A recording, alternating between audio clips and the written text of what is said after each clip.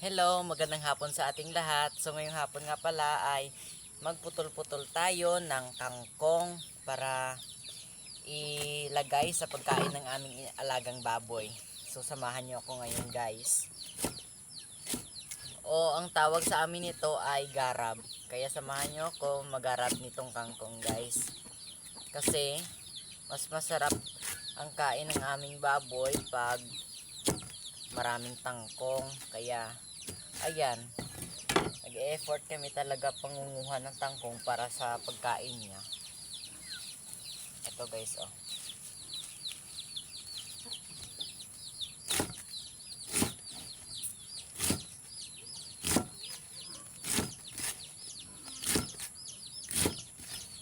Ayan guys. Ang kalangitan ay madilim naman dahil nga ewan ko kung may bagyo ba. Basta maulan sa amin guys. Ayan guys, oh. Yung taniman ng palay guys, basang-basa talaga, punong-puno ng tubig.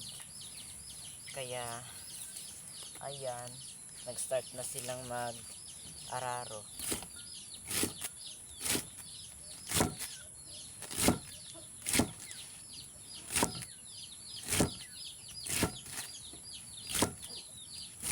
So yun lang guys, bye.